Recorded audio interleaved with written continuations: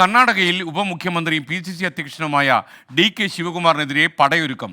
സംസ്ഥാനത്ത് കോൺഗ്രസിനെ മികച്ച മുന്നേറ്റമുണ്ടാക്കാൻ സാധിക്കാത്തതിൻ്റെ ഉത്തരവാദിത്വം പാർട്ടി നേതൃത്വത്തിനാണെന്ന് മന്ത്രി സതീഷ് ജാർക്കിഹോളി ആരോപിച്ചു.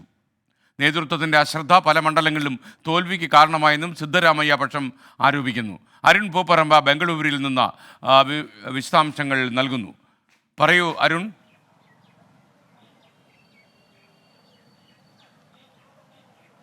SK ഇതിൽ ഏറ്റവും പ്രധാനപ്പെട്ട കാര്യം കോൺഗ്രസ് ഇത്തവണ ലോക്സഭാ തെരഞ്ഞെടുപ്പിൽ കർണാടകയിൽ ഒരു മികച്ച വിജയം, അതായത് ഒരു മികച്ച മുന്നേറ്റം പ്രതീക്ഷിച്ചിരുന്നു. അതിനനുകൂലമായിട്ടുള്ള ഒരു രാഷ്ട്രീയ സാഹചര്യം സംസ്ഥാനത്തുണ്ടായിരുന്നു എന്നതാണ് ഏറ്റവും പ്രധാനപ്പെട്ട കാര്യം. അവസാന ഘട്ടം വരെ വലിയ ആത്മവിശ്വാസമാണ് ഈ DK ശിവകുമാർ ഉൾപ്പെടെ പ്രകടിപ്പിക്കുകയും ചെയ്തത്. എന്നാൽ ആ വിജയം അത്തരത്തിൽ വലിയൊരു വിജയം കോൺഗ്രസിന് നേടാൻ സാധിച്ചില്ല. അനുകൂലമായിട്ടുള്ള രാഷ്ട്രീയ സാഹചര്യം ഉണ്ടായിട്ട് പോലും 28-ൽ 9 സീറ്റുകൾ മാത്രമാണ് കോൺഗ്രസിന് നേടാനായത്. അതോടൊപ്പം തന്നെ പ്രധാനപ്പെട്ട ചില ശക്തി കേന്ദ്രങ്ങളിൽ കോൺഗ്രസിന് കാലിടറി എന്നതാണ്. കഴിഞ്ഞ നിയമസഭാ തെരഞ്ഞെടുപ്പിൽ വലിയ മുന്നേറ്റം ഉണ്ടാക്കിയ മേഖലയിൽ പോലും കോൺഗ്രസിന് തിരിച്ചടി ഉണ്ടായി എന്നതാണ് വിലയിരുത്തുന്നത്. അതിനിടെയാണ് ഇപ്പോൾ DK ശിവകുമാറിനെതിരെ ഇപ്പോൾ കോൺഗ്രസിൽ തന്നെ പടയൊരുക്കം ഉണ്ടാവുന്നത്.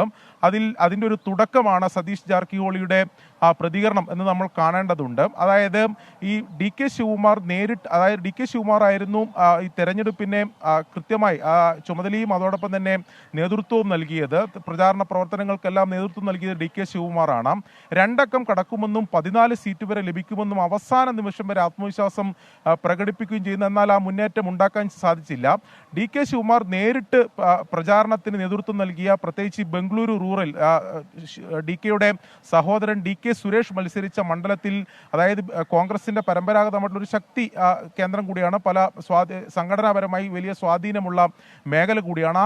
ആ ബംഗളൂരു റൂറലിൽ 2 ലക്ഷത്തിലേറെ വോട്ടുകൾക്കാണ് DK ശിവകുമാറിന്റെ സഹോദരൻ പരാജയപ്പെട്ടത്. അതോടൊപ്പം തന്നെ DK കേന്ദ്രീകരിച്ച് ഓൾഡ് മൈസൂരു മേഖലയിലും കനത്ത തിരിച്ചടി ഉണ്ടായി. അവിടെ JDS ആണ് ഈ പ്രാവശ്യം, അല്ലെങ്കിൽ JDSനാണ് അവിടെ മുന്നേറ്റം ഉണ്ടാക്കാൻ സാധിച്ചത്. അതുകൊണ്ട് തന്നെ ഈ തോൽവിയുടെ പൂർണ്ണ ഉത്തരവാദിത്തം DK ശിവകുമാറിനാണെന്നാണ് ഇപ്പോൾ സിദ്ധരാമയ്യ പക്ഷം പറഞ്ഞു വെക്കുന്നത്.